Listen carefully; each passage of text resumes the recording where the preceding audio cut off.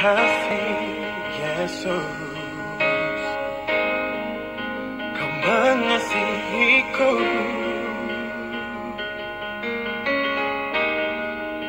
Kau memilikiku.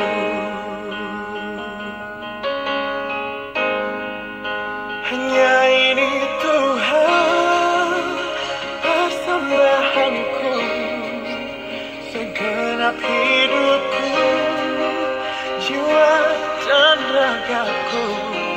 Sebab tak ku miliki harta kekayaan yang cukup berarti untuk ku persembahkan. Hanya ini Tuhan permohonanku, terimalah Tuhan persembahanku. Pakailah hidupku sebagai alatmu seumur hidupku. Shalom, Bapak dan Ibu, saudara dan saudari yang diberkati oleh Tuhan Yesus Kristus. Kembali kita berjumpa di minggu keempat sesudah Paskah, dan kita akan membaca dan merenungkan akan kebenaran firman Tuhan. Maka marilah kita berdoa mohon bimbingan Roh Kudus. Bapa dalam kerajaan sorga, kami akan membaca dan merenungkan kebenaran firman Tuhan. Bimbinglah kami ya Roh Kudus, sehingga kami dapat memahami kebenaran firman Tuhan dan melakukannya dalam kehidupan kami hari-hari. Diamkanlah semua suara dalam hati kami, jauhkanlah pikiran yang mengembara kian kemari, dan berfirmanlah ya Tuhan, karena kami telah sedia untuk mendengarkannya. Amin. Mari kita berdiri dan membuka Alkitab kita yang terambil dari kitab Imamat, pasal pertama, ayat pertama hingga 9, yang menyatakan korban bakaran. Tuhan memanggil Musa dan berfirman kepadanya dari dalam kemah pertemuan. Berbicaralah kepada orang Israel dan katakan kepada mereka, apabila seseorang di antara kamu hendak mempersembahkan persembahan kepada Tuhan, haruslah persembahanmu yang kamu persembahkan itu dari ternak, yaitu dari lembu, sapi, ataupun dari kambing domba. Jikalau persembahannya merupakan korban bakaran dari lembu, haruslah ia mempersembahkan seekor jantan yang tidak bercela. Ia harus membawanya ke pintu kemah pertemuan supaya Tuhan berkenan akan dia. Lalu ia harus meletakkan tangannya ke atas kepala korban bakaran itu, sehingga baginya persembahan itu diperkenan untuk mengadakan pendamaian baginya. Kemudian haruslah ia menyembelih lembu itu di hadapan Tuhan, dan anak-anak Harun, imam-imam itu harus mempersembahkan darah lembu itu dan menyiramkannya pada sekeliling mezbah yang di depan pintu kemah pertemuan. Kemudian haruslah ia menguliti korban bakaran itu dan memotong-motongnya menurut bagian-bagian tertentu. Anak-anak imam Harun haruslah menaruh api di atas mezbah dan menyusun kayu di atas api itu. Dan mereka harus mengatur potongan-potongan korban itu dan kepala serta lemaknya di atas kayu yang sedang menyala di atas mezbah. Tetapi isi perutnya dan betisnya haruslah dibasuh dengan air, dan seluruhnya itu harus dibakar oleh imam di atas mezbah sebagai korban bakaran, sebagai korban api-apian yang baunya menyenangkan bagi Tuhan. Demikian pembacaan Alkitab bagi kita. Yang berbahagia ialah mereka yang mendengar dan melakukannya. Terpujilah Tuhan Yesus, haleluya. Dipersilakan duduk kembali. Bapak dan Ibu, saudara dan saudari yang diberkati oleh Tuhan Yesus Kristus, tema renungan kita pada saat ini adalah pendamaian yang berkenan bagi Tuhan. Haruslah ia mempersembahkan seekor jantan yang tidak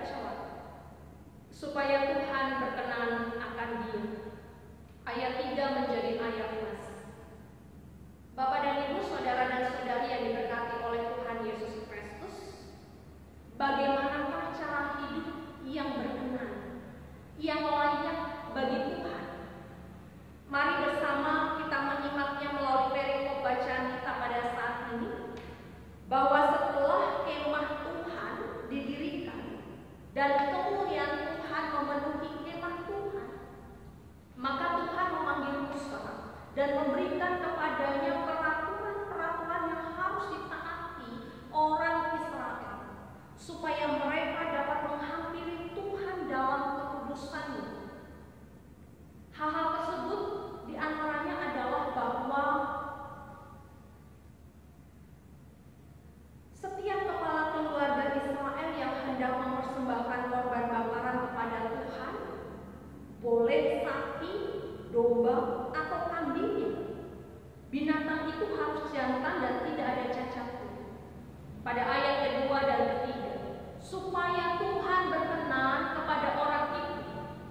Tetapi bisa juga seekor domba atau kambing yang jantan dan tidak ada cacatnya.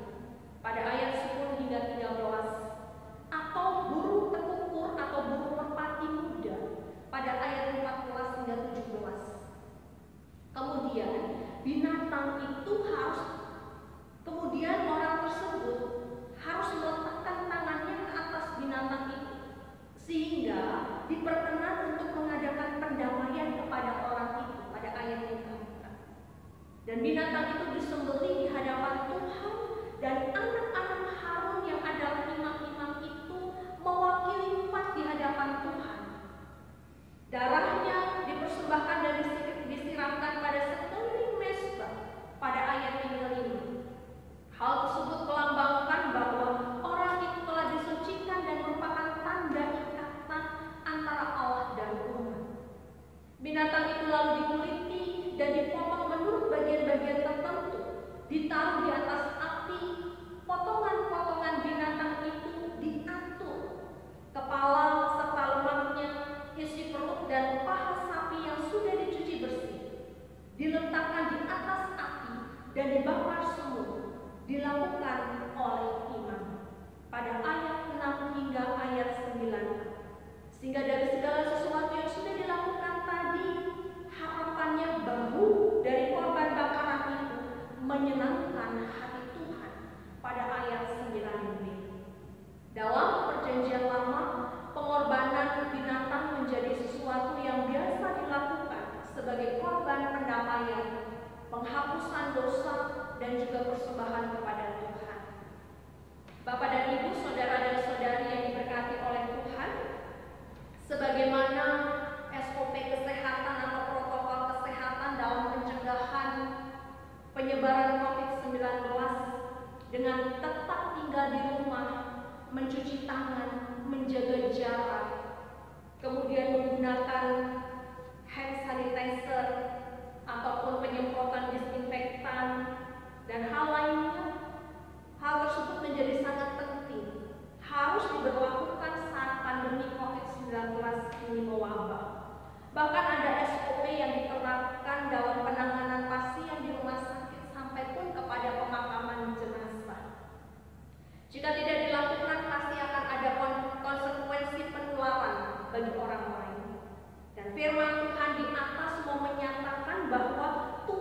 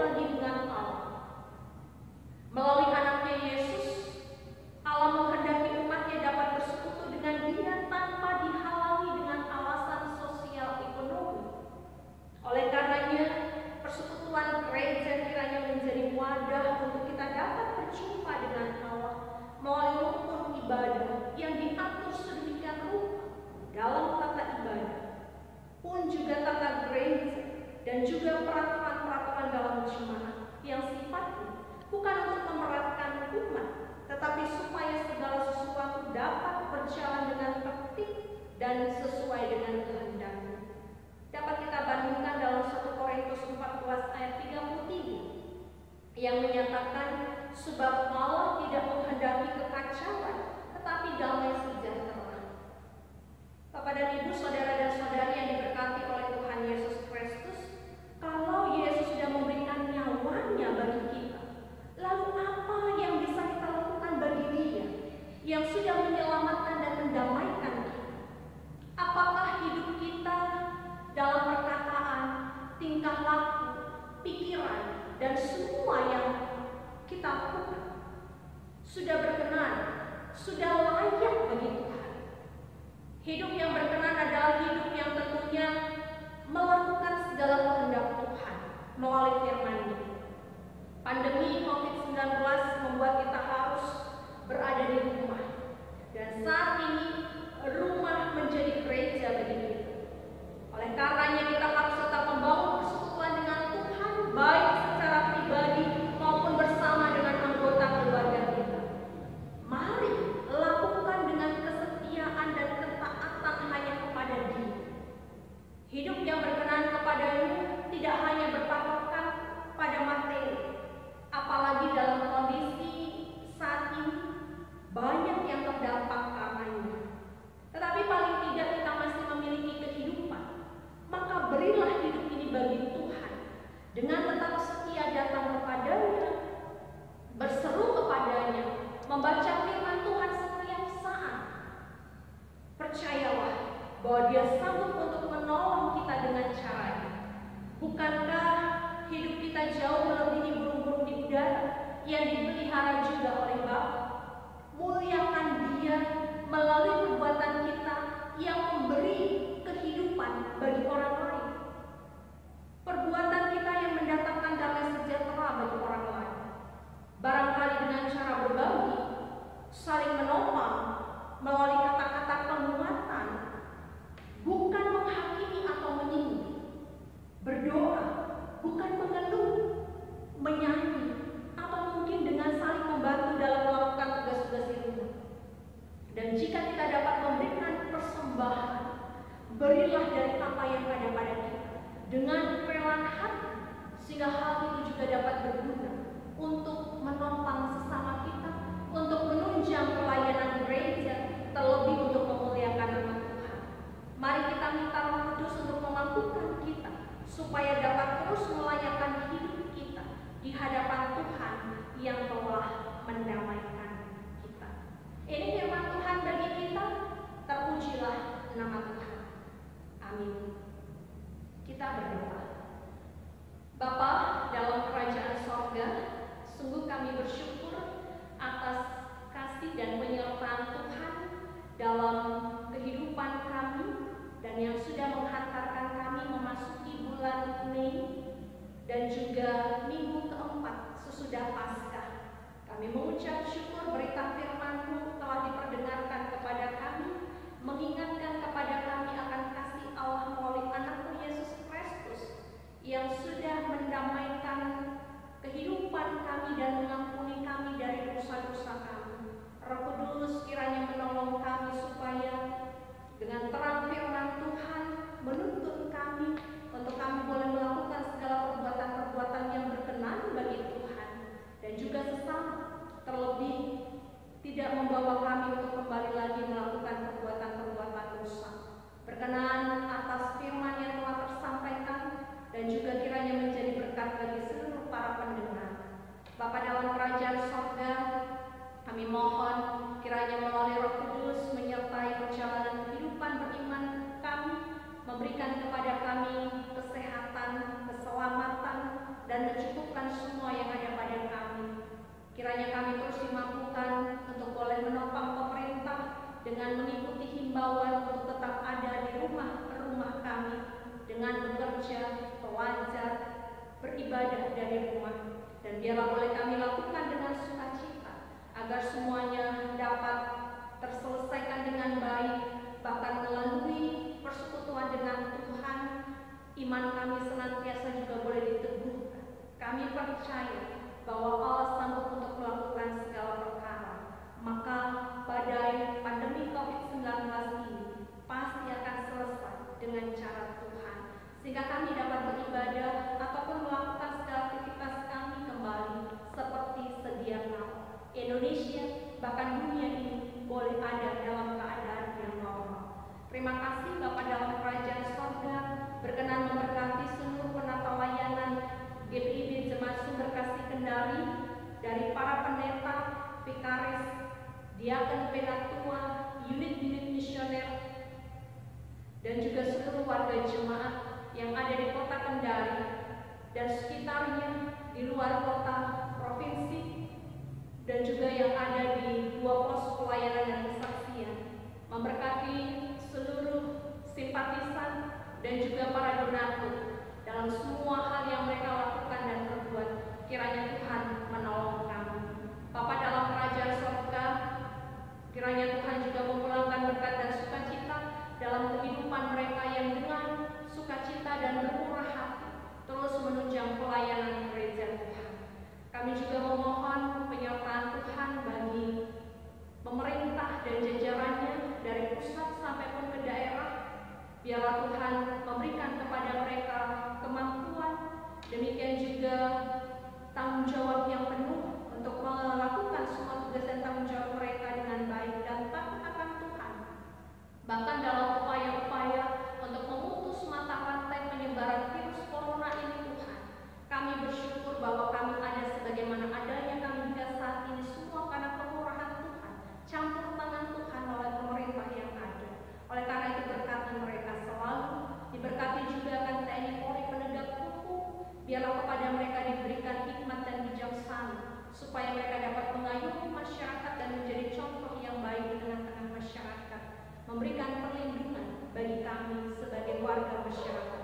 Demikian juga kami berdoa ya Tuhan untuk seluruh petugas medis, diberkati mereka Tuhan di dalam semua tanggung jawab mereka untuk melayani para pasien.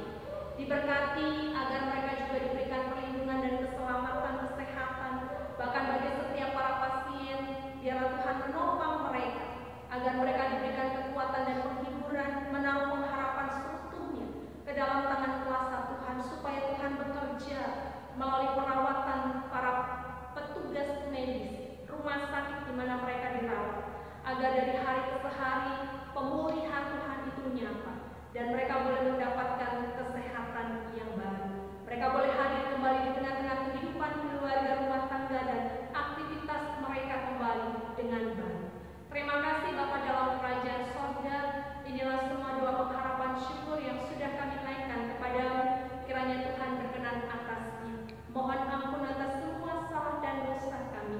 Dalam pengasihan-Mu kami mohon, dengarkanlah doa kami. Peliharalah kami dalam kasih Kristus, Tuhan dan Juru Selamat kami yang hidup, yang mengajar kami berdoa. Bapa kami di sorga, dikuduskanlah nama-Mu, datanglah kerajaan-Mu, jadilah kehendak-Mu di bumi seperti di sorga. Berikanlah kami pada hari ini makanan kami yang secukupnya, dan ampunilah kami akan kesalahan kami, seperti kami juga mengampuni